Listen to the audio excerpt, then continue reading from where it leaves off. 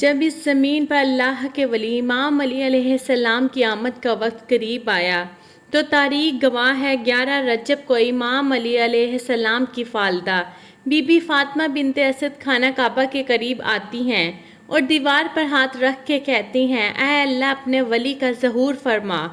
تو بس دیوار کعبہ کا ٹوٹنا تھا اور امام علی علیہ السلام کی والدہ کا اندر داخل ہونا تھا۔ یہ منظر حضرت عباس ابن عبد المطلب دور سے دیکھ رہے تھے۔ جیسے ہی آپ نے دیکھا تو لوگوں کو چیخ چیخ کر کہنے لگے کہ ابو طالب کی زوجہ خانہ کعبہ کے اندر چلی گئیں، آؤ کعبہ کا دروازہ کھول کے ان کو باہر نکالتے ہیں۔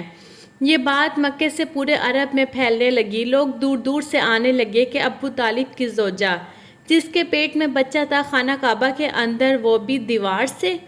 لوگ خانہ کعبہ کے دروازے کو کھولنے کی کوشش کر رہے ہیں لیکن کسی سے بھی اللہ کے گھر کا دروازہ کھلتا نہیں ہے۔ اس وقت پوری دنیا میں 2 لوگ مطمئن تھے، ایک حضرت ابو طالب اور دوسرے اللہ کے رسول حضرت محمد مصطفیٰ صلی اللہ علیہ وآلہ وسلم۔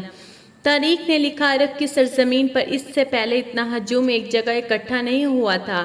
بس تاریخ 13 رجب 30 عام الفیل، سب خانہ کعبہ کو دیکھ ہی رہے تھے کہ اتنی دیر میں دیوار کعبہ ہلنے لگی اور وہی شگاف پھر سے ظاہر ہوا۔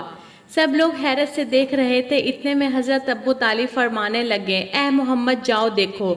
اللہ کے رسول اپنے مبارک قدموں سے خانہ کعبہ کے اندر جیسے ہی پہنچے تو دیکھا ایک نورانی بچے کے نور سے پورا خانہ کعبہ چمک رہا ہے۔ آپ نے دیکھا کہ امام علی کی والدہ پریشان ہے۔ رسول اللہ نے فرمایا، اے میری ماں آپ غم زدہ کیوں ہیں؟ تو بی بی فاطمہ بنت اسد فرمانے لگی، اے میرے بیٹے محمد، اللہ نے جیسے ہی اس بچے کا ظہور کیا تب سے لے کر نہ یہ بچہ روتا ہے نہ دودھ پیتا ہے۔ اللہ کے رسول نے مسکرا کر جیسے ہی بچے کو گود میں اٹھایا تو وہ بچہ مسکرا کے اپنی آنکھیں کھولنے لگا۔ اللہ کے رسول نے اپنی زبان امام علی علیہ السلام کے منہ میں دی اور امام علی علیہ السلام رسول اللہ کی زبان چوسنے لگے۔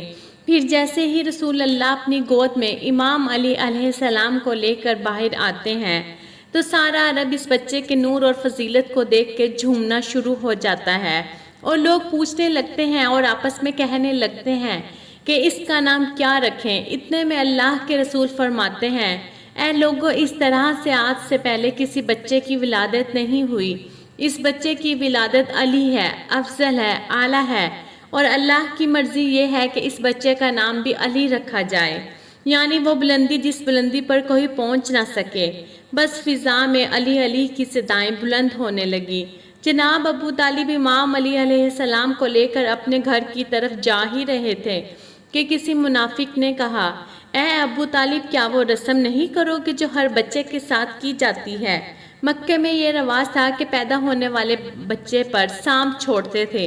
اگر سانپ بچے کو مار دیتا تھا تو وہ یہ سمجھتے تھے کہ یہ بچہ اپنے باپ کی اولاد نہیں، لیکن اگر سانپ بچے کو کچھ نہیں کرتا تھا تو پھر وہ یہ کہتے تھے کہ یہ بچہ اپنے باپ کی اولاد ہے اور ہمارے لیے قابل عزت بنے گا۔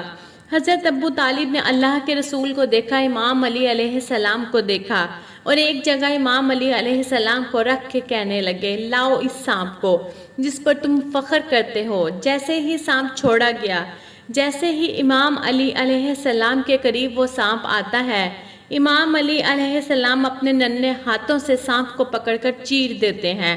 بس سب لوگ زور زور سے کہنے لگے کہ بچے نے سانپ کو چیر دیا۔